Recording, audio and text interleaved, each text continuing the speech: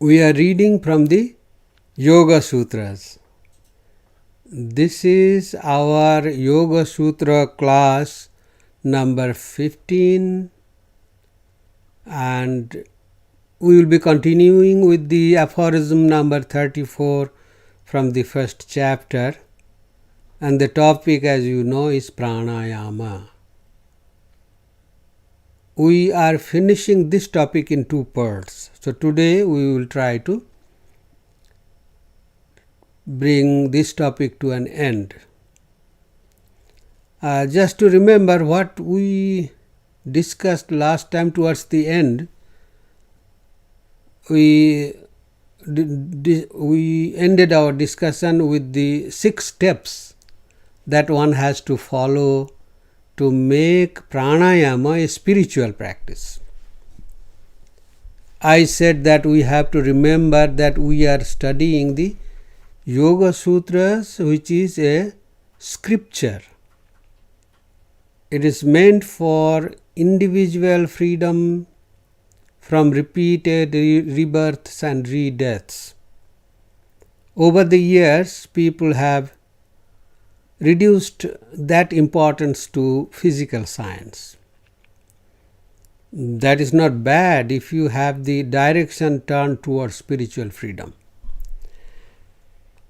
These exercises, yoga physical exercises, pranayama, meditation, etc., have a place in the process, but the aim or goal should be spiritual liberation. These are called moksha shastras, the scriptures which deal with human freedom or spiritual liberation. We now turn to some more clarifications as disclosed by Swami Vivekananda and some yogis too. But it was Swami Vivekananda who was the first to explain the secrets of the Yoga Sutras in English language to a Western audience. That is why this great science, spiritual, both spiritual, physical, and also mental science could be available to a wider range of readers or people. Swamiji explains pranayama keeping in view the central direction of the subject. He clarifies the underlying significance of the word pranayama, or the words actually, prana plus ayama. So he goes like this. The word pranayama has got 2 parts. So he says the word used is prana. Prana is not exactly breath. Breath can be one of the proofs of prana's presence at a certain area of the body. Breath can be one of the proofs of the prana's presence at a certain area of the body. As we have already seen, prana resides in the body, throughout the body, having different names according to their area of activities. That is why the main 5 pranas have been named like prana, apana, vyana, udana and samana. We have already discussed the importance of these different versions or divisions of this prana. That is why Swami Vivekananda says the prana is the name for the energy that is in the universe. Prana is the name for the energy that is in the universe. Actually, that's what makes the universe. We will come to understand that, and which is the idea of modern physics. Whatever you see in the universe, whatever moves or works or has life, is a manifestation of this prana. The sum total of the energy displayed in the universe is called prana. Swamiji drew our attention to the existence of the limitless cosmic prana, which has an individual part of it in every one of us. It is called energy. He further explained that this prana, before a cycle begins, remains in an almost motionless state. It is not dynamic, just static. And when the cycle begins, the prana begins to manifest itself. It is this prana that is manifested as motion, as the nervous motion in human beings or animals, and the same prana is manifesting as thought, and so on. From this illuminating explanation or clarification, we discover that prana acts in something, in some machine, in a biological machine, in the body of animals, including humans. These machines are therefore a combination of two things, prana and the biological body. What is this biological body made of? Then Swamiji continues to elaborate on that. He says, the whole universe is a combination of prana and akasha. So is the human body. The whole universe is a combination of prana and akasha. Out of akasha you get the different materials that you feel and see. And out of prana all the various forces. It seems you are reading from a page of the book of physics. Out of akasha you get the different materials that you feel and see, and out of prana all the various forces. Swamiji hinted at a great truth about the material world, that it is nothing but a combination of both energy and matter. He did not elaborate on this any further at this place. He moved on to the main topic, the pranayama. But let us curiously probe into this matter and energy for a short time, because that is what a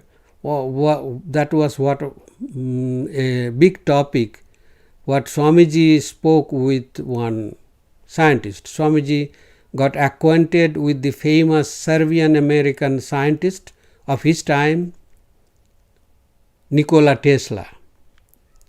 It was in 1895. Tesla is mostly famous for, among other things, as you know, his discovery of alternating current, AC, which liberated electricity from the bondage or rigidity of the DC supply. His name, you know, his name has been used in the Tesla motors, all these things. Swamiji discussed this matter of prana and akasha, energy and matter, that is the energy or mass, with Tesla.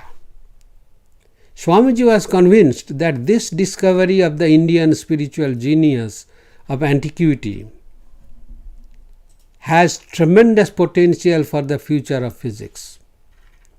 Swamiji told Tesla that mass can be converted into energy. Can you believe these words? That was 1895. They are actually not two, they are one. But their manifestations are different. Nikola Tesla was also convinced that he could work on this idea. He did try for quite some time, but he could not complete the research on this particular project. He wrote to Swami Vivekananda that he tried but he was not able to complete this. It was perhaps left to the genius of Einstein to formulate the equation in 1905. So after 10 years, by that time Swami Vivekananda was gone. And he said E equal to mc squared, that is the famous equation. Energy can be converted, mass can be converted into energy. Anyway, the episode is quite long if we want to discuss on this. But we pursue our subject, pranayama. But this is a wonderful thing one must know, that this idea of prana and akasa, the energy and mass. Swamiji continues, now this throwing out and restraining the prana is what is called pranayama. Please note this description of the pranayama by Swamiji also. This throwing out, prachardana, and restraining the prana, vidharana. Prachardana vidharana bhyam va pranasya, that is the aphorism we are discussing. Throwing out and restraining, these two things together forms this aphorism, and the restraining of the prana is called pranayama. Restraining means giving rest. Ayama means giving some comfort, some rest. Patanjali, the father of the yoga philosophy, does not give very many particular directions about pranayama. But later on you will find that out of this is evolved a particular science called pranayama. And then you know that so many varieties of pranayamas have been devised by just permutation and combination of breathing in, called puraka, and breathing out, rechaka, and holding the breath either outside or inside, called kumbhaka. So vidharana, kumbhaka is vidharana. So we must be very attentive hereafter. The descriptions that follow are very deep, and it is wonderful to understand them. Swamiji said, first you must remember that the prana is not the breath. Prana is not the breath, but that which causes the motion of the breath, that which is the vitality of the breath, that is called prana. One of my revered teachers of the Yoga Sutras explained that in a very wonderful way, and so great clarification we got there, that he said that our inhaling of air happens because the prana operates through the muscles of the lungs and inflates the lungs. Prana helps the lungs to inflate themselves. Then the air flows in. It is not that because of our puraka or drawing in air inside that our lungs inflate. No. Because of the fact that the pranas inflate our lungs, that air flows in.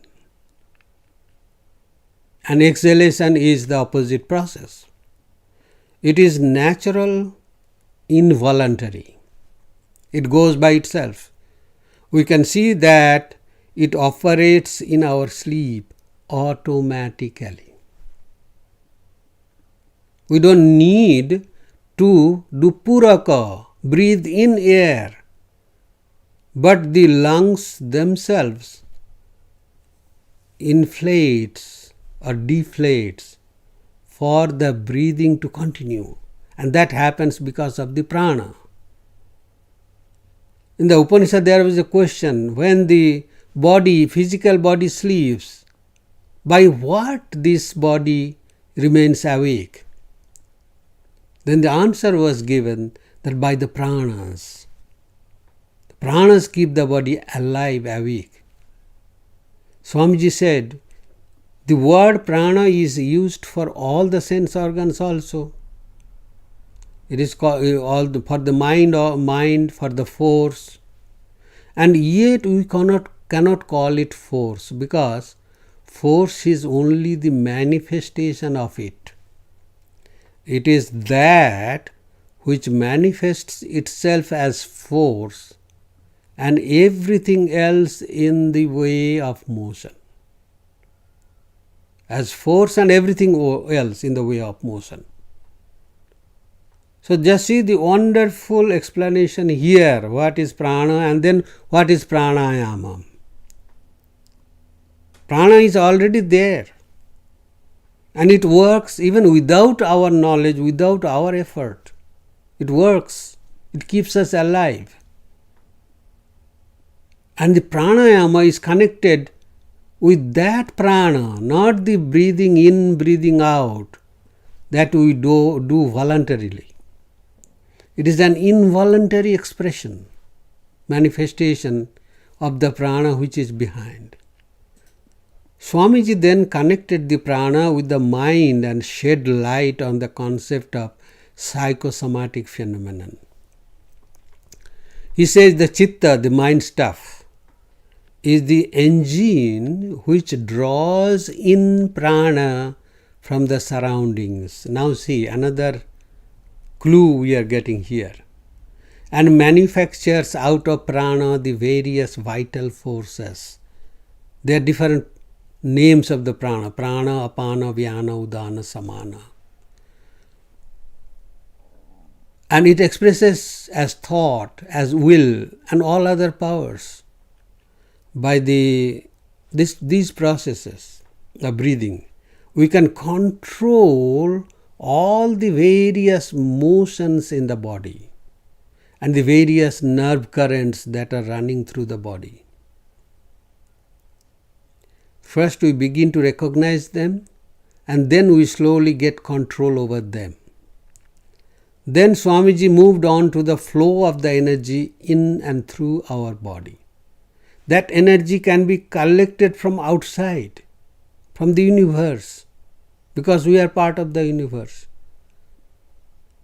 And that can express itself, that energy, that prana can express itself in the form of thought, in the form of will, in many forms, motions. And then he is talking about the flow of this energy in and through our body. He makes us acquainted with the channels or conduits through which it flows. I am discussing this subject elaborately because pranayama is not merely a breathing exercise in various combinations. That is not what it is. And that it is not devised for helping us to maintain good physical health for more physical exploitations of our physical body. It is not meant for that. In the first place, it was devised as part of a spiritual philosophy for our spiritual liberation.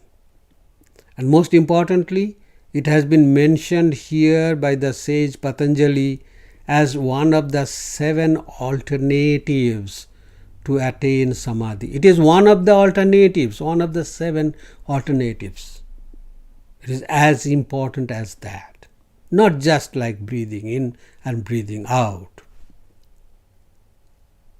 It is the second alternative, just next in importance to meditation on God.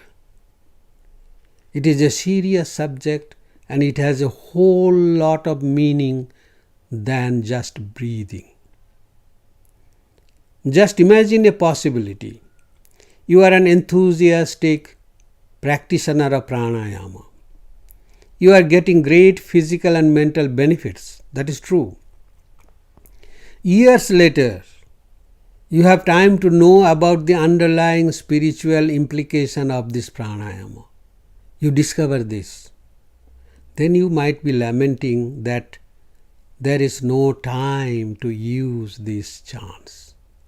You'd feel disappointed thinking, if I had known this before, when I was actually practicing this damn thing called pranayama, that it could have been used as a means to my salvation, I would have done it in a lot better way, with lot more inside awareness than just using it as a means to gaining physical benefits and physical feats.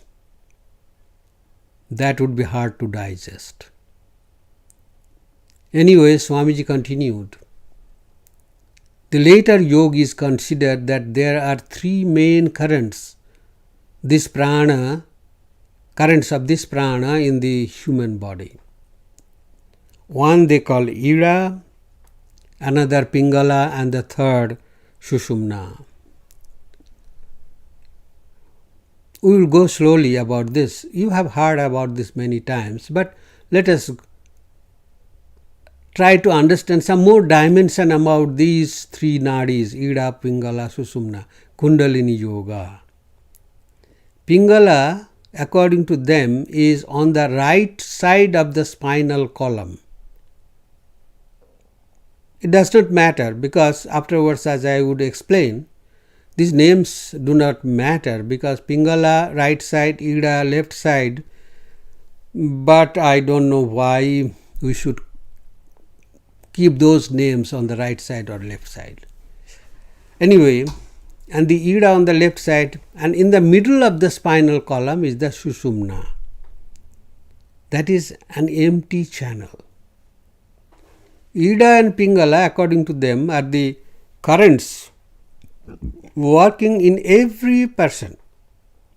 And through these currents, we are performing all the functions of life. Sushumna is present in all as a possibility, but it works only in the yogi or those who are following the spiritual path.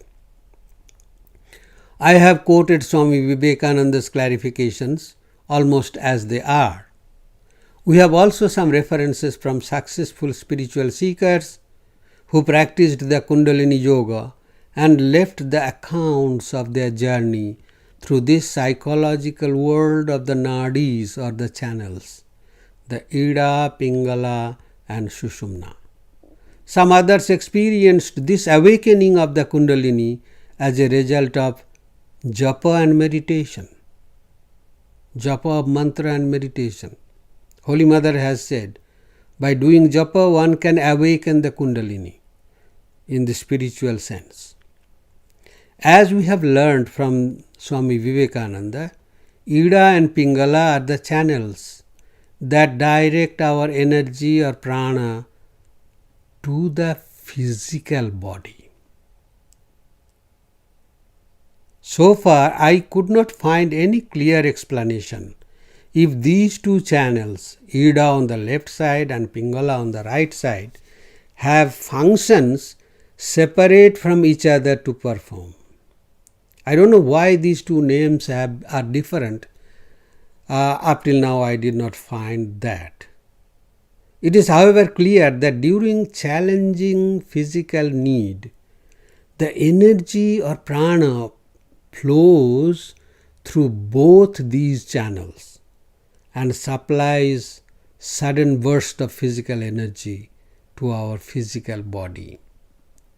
Sushumna, on the other hand, supplies prana or energy to the mind and lifts it to different chakras or plexuses or planes.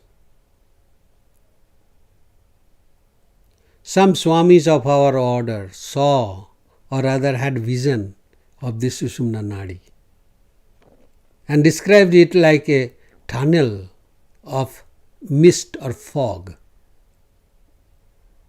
a misty tunnel. The body of the cylindrical mist tunnel or channel is thick and the passage therein is quite proportionate. This much they could explain actually.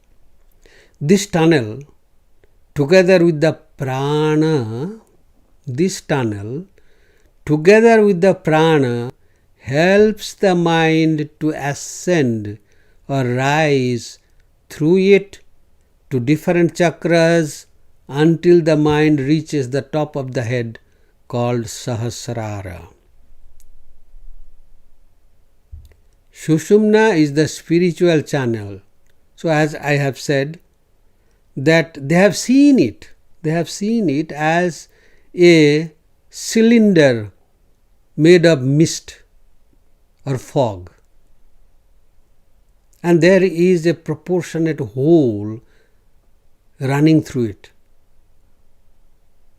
There are legions of accounts from the lives of great yogis as to how they raised their awareness or kundalini by means of their upward journey through this Sushumna channel. We are familiar with such accounts. There are also many proofs of the rising of the kundalini power, not through the Sushumna channel, but through the Ida and Pingala channels. This gives tremendous burst of physical energy to the body in the time of emergency and critical need, in panicky situations. There was an incident reported that somewhere a handicapped and wheelchair-bound teenager escaped fire in a multi-storied building before others could, who did not have physical hindrances, escape.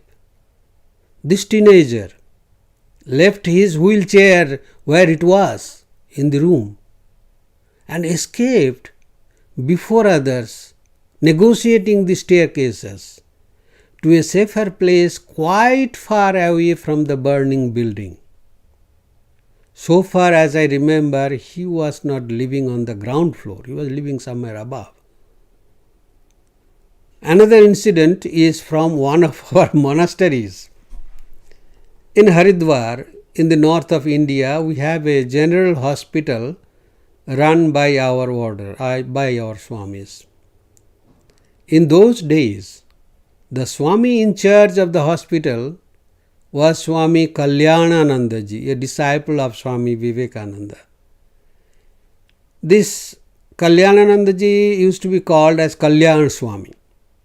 He used to have the iron cash vault or chest in his room, because in those days the banks were very scarce, and also they used to handle with physical cash.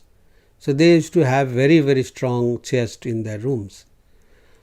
One night he heard a big noise of some people from a nearby place. He thought that some robbers had invaded the ashrama. He got panicked about the safekeeping of the cash money, so he dragged the heavy, very heavy cash box and pushed it against the door to make it safe. Later on, it was discovered that some people from the nearby colony drank heavily and were out of control at night. They were making big noise. So another Swami, who was also a disciple of Swami Vivekananda, he was the assistant to Kalyananandaji, Kalyan Swami, Swami Nishchalananda, went to the colony and brought the situation under control. Next morning, Kalyan Swami was absent from his breakfast. Someone went to his room to check what happened to him. Senior man. Kalyan Swami responded from inside the room and said that he was not able to open the door. The young man looked through the skylight, the roof window, and found that the big and very heavy safe was pushed against the door. Then some 4 or 5 people came in. They went through the skylight actually and then removed the safe. Later on, Kalyan Swami told that he was afraid that there were robbers in the ashram. He was scared that they would break into his room. So he was panicked and pushed the safe, dragged the safe and pushed it against the door. But in the morning he was not able to move it even a bit.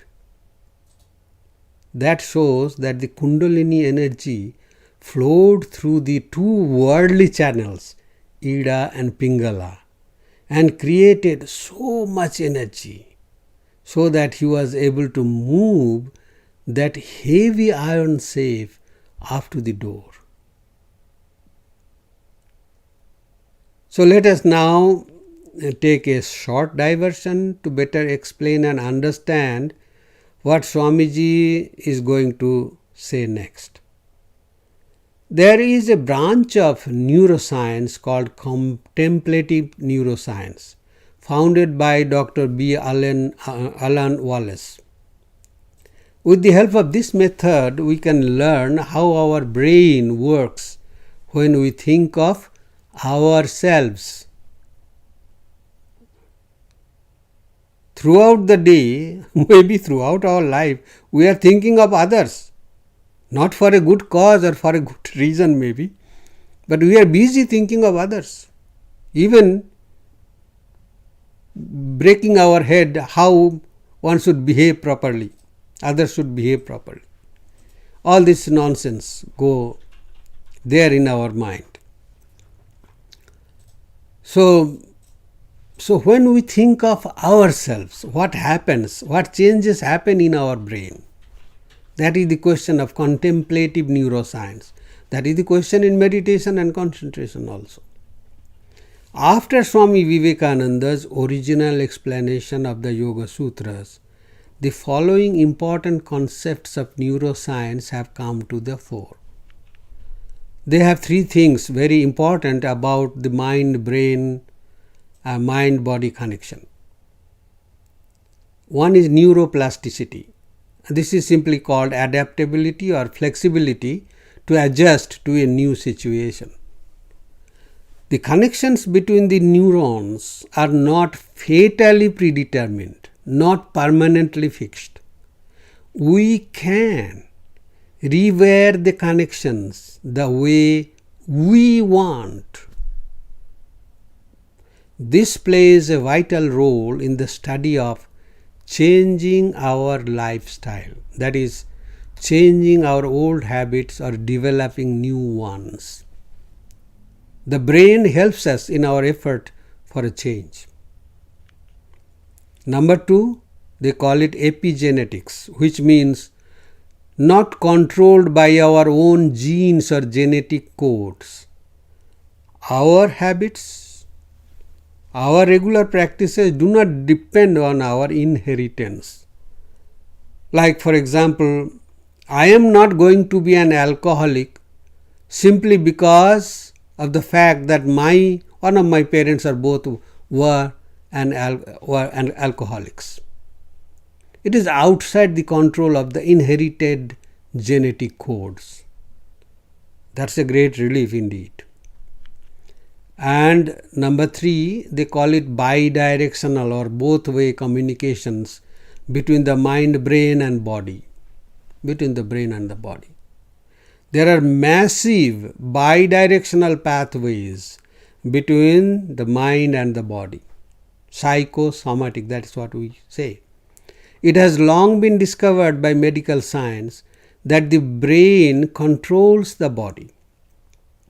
In the cases of tremendous mental stress, the body develops pains at different parts, like the lower back, shoulder muscles, etc., in the buttocks. The brain knows that the mind is more important than the physical body. The brain knows it. That is the thing. Hence, to save the mind, the brain reduces blood supply to certain parts of the body, and thereby it creates physical pain there, and thereby it distracts our attention from the mind to the body, from the mental problem to the physical problem. Correspondingly, the body also continuously influences the brain in giving feedback and helping it in changing wirings between the neurons, pathways. That is why our happiness and unhappiness, are also associated with different health conditions. Regular practice of concentration, pranayama or good habits helps the neurons to develop specific connections. And when these connections become stronger and stronger, they make the task progressively easier. Now let me turn towards what Swamiji was going to say. You will have the perspective now. He says, now I am just quoting, you must remember that yoga changes your body. As you go on practicing, your body changes. It is not the same body that you had before the practice. That is very rational and can be explained, because every new thought that we have must make, as it were, a new channel through the brain. And that explains the tremendous conservatism of human nature. Human nature likes to run through the ruts that are already there because it is easy. He still continues, if we think, just for example's sake, that the mind is like a needle and the brain substances a soft lump before it, then each thought that we have makes a street, that is what is called pathway, in the brain. And this street would close up but for the grey matter, which comes and makes a lining to keep it separate. If there were no grey matter, there would be no memory, because memory means going over these old streets, Swamiji said old ruts, retracing a thought as it goes. Now perhaps you have marked that when one talks on subjects in which one takes a few ideas that are familiar to everyone and combines them, it is easy to follow because these channels are present in everyone's brain and it is only necessary to record them. Swami Vivekananda spoke about this long before medical science knew about neural plasticity. In 1906, almost 5 years after Swami Vivekananda's passing away, Charles Seddington, one of the foremost propagator of this contemplative psychology, wrote for the first time, the brain continuously rewires itself in relation to individual experience. Swami Vivekananda continued to explain that when we want to grow a new habit or appreciate a new thing, there is always resistance. Whenever a new subject comes, new channels have to be made, so it is not understood readily. And that is why it is the brain and not the people themselves, refuses unconsciously to be acted upon by new ideas, to accept new ideas. It resists. That is why quitting a kind of habit or our addictions is difficult. There is big resistance. There will always be resistance because the pathway that we are creating is not strong enough. Addiction means it is a very strong pathway.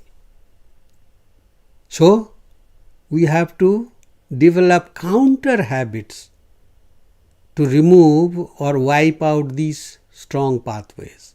And those counter habits should create strong pathways of those counter habits. When the pathway becomes strong, we form a new wiring, a new habit, a change in our lifestyle. So this is how you see that Swamiji, in this lecture itself, he is explaining how the prana works throughout the body, not only on the body but on the mind also. So know the dimension of this prana, not just bound within the scope of this breathing. The prana is trying to make new channels, he is saying, and the brain will not allow it. This is the secret of conservatism.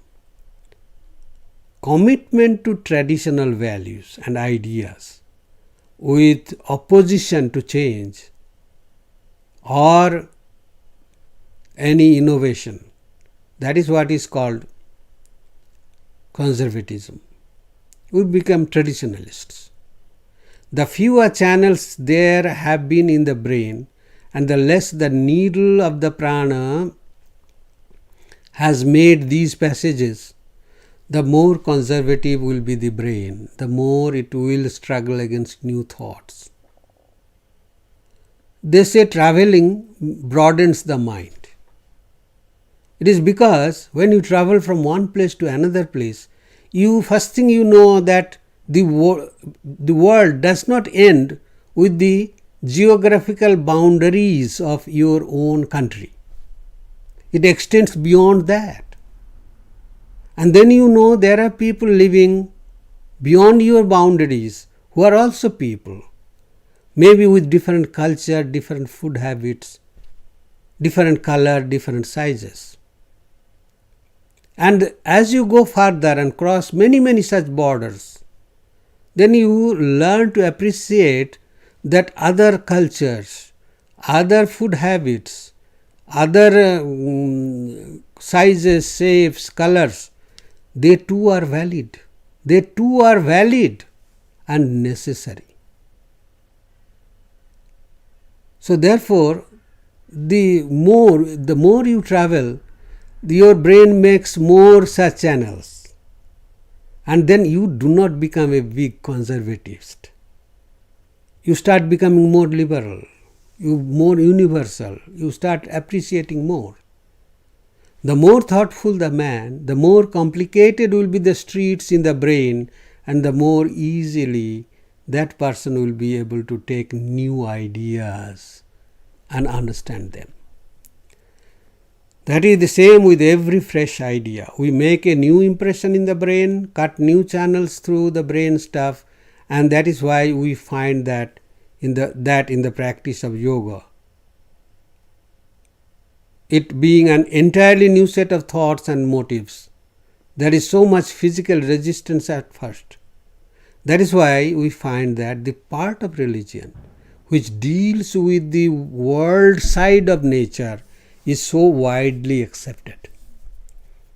The religions which will give you promise that it will do physical and mental good to you, then we are attracted towards that. Very quickly we are attracted towards that. But this yoga is bringing information about a different type of approach which creates different types of pathways, which covers all the different levels of our being, physical, psychological and spiritual. We must remember the definition of this world of ours. It is only the infinite existence projected into the plane of consciousness.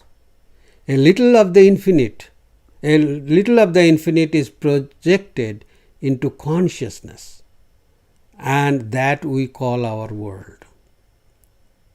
So there is an infinite beyond, and religion has to deal with both, with the little lump we call our world and with the infinite beyond. The part of religion which deals with the infinite beyond comes entirely new to us, and getting ideas about it produces new channels in the brain, disturbing the whole system. And that is why you find in the practice of yoga, ordinary people are at first turned out of their grooves. In order to lessen these disturbances as much as possible, all these methods are devised by Patanjali, that we may practice any one of them that is best suited to anyone.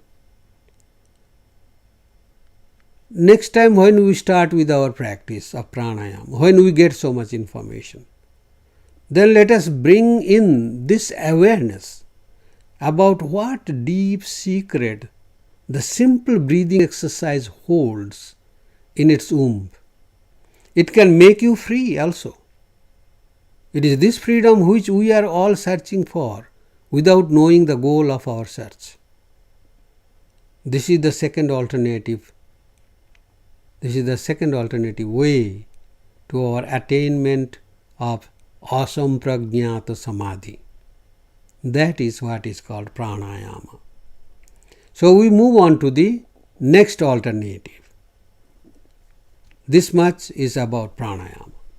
So next alternative, Patanjali says, Vishayavati va pravrittirutpanna manasasthiti nibandhini. Concentration on material objects bring extraordinary sense perceptions. This inspires a yogi to have more and more convictions in the prospects of the practices, and he or she continues to persevere, to hang on to this. You see, Vishayavati va is the word again used here. Va means or. This is another alternative. This is the third alternative. It is a bit easier than the earlier one, and then might take more time than the second alternative. We have seen the first alternative in the surrender to God, second in the pranayama, and now the third one in meditation on any worldly object. This is another beauty about how down to the earth our spiritual practices could be. The meaning of this aphorism is Vishayavati, means the objects of meditations are one of the objects of our sense organs, Vishaya, like sound, touch, sight, taste and smell. We can practice concentration on any one of them. Suppose you look at the moon for some time. Then close your eyes. You may still have the knowledge of the moon in you. Now concentrate or meditate on this knowledge of the moon. Then your mind will generate moon vrittis, or a continuous flow of moon thoughts. These thoughts are material object oriented thoughts. Moon is material object. Let me give you an example. I have myself experimented on this. Suppose in summer, in your room there is a ceiling fan running, or any fan or any machine for that matter running somewhere nearby. It is making a bit white noise. You close your eyes and concentrate on the noise. Try to locate the direction and location of the sound. There is a machine running somewhere, it is making some constant noise, and you are able to hear that. Now close your eyes and then you try to locate the direction and location of that sound. You are hearing the noise with the location of the fan, means you are hearing the noise on the fan. Now just think, are you hearing the sound in the fan or on your own eardrum, which is in your own head? Yes, you are not hearing the sound there in the fan, but here in your own ear.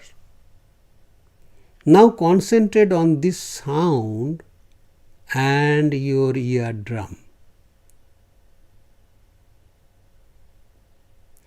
you will be astonished to see that you are able to slowly place the sound, detach the sound from the fan and place it on your ear.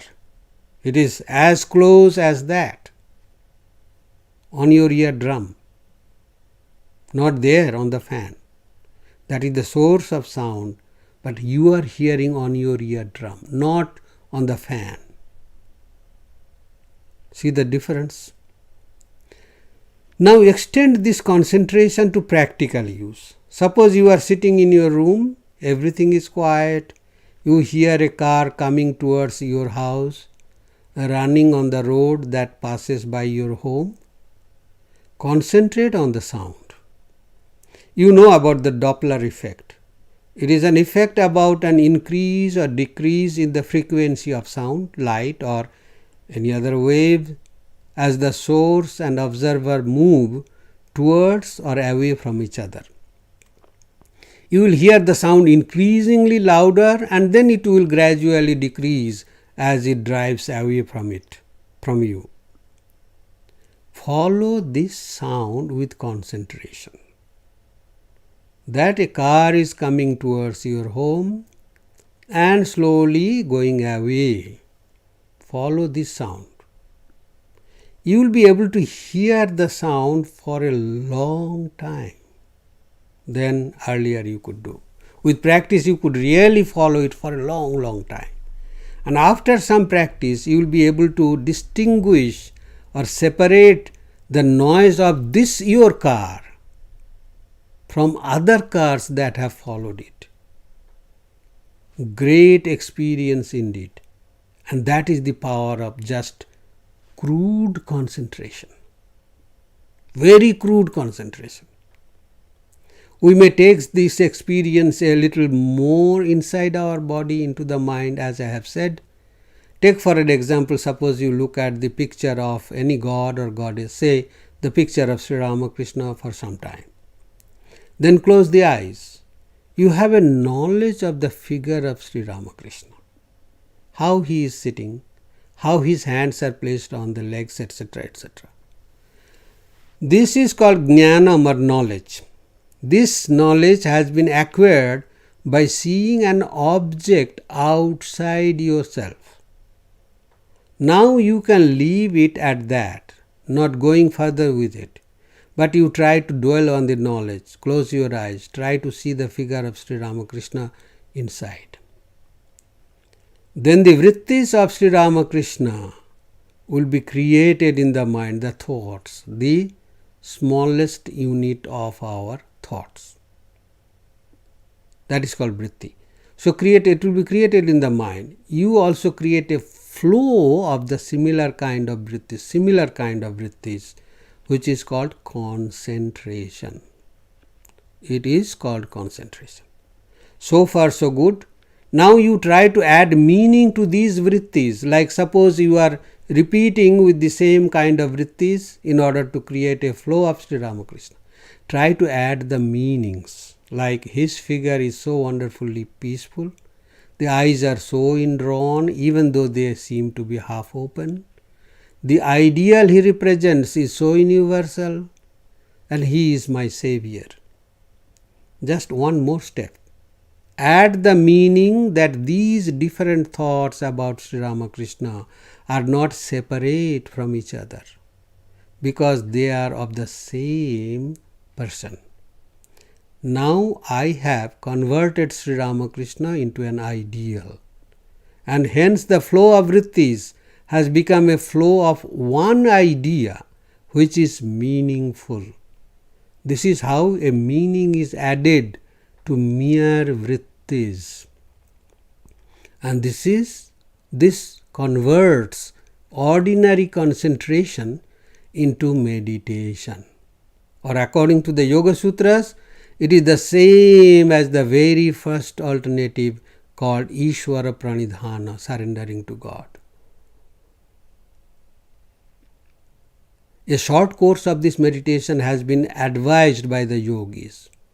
One needs to do this meditation intensely for at least 3 days. They say anavarata, that means uninterruptedly, 3 days. I think it has provision for one's taking light food and water, short sleep, and such other regular necessary things. Then one needs to continue the practice normally, dedicating as much time as one is able to, say 2 weeks. Then one needs to eat less and if possible fast, at least for 3 days, and practice this meditation. Then this becomes a practice, and this aphorism helps one to attain samadhi, that is the goal of the Yoga Sutras.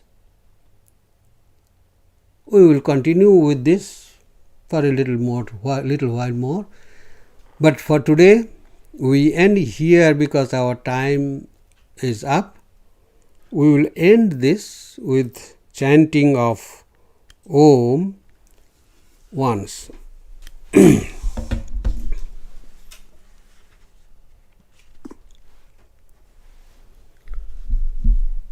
Om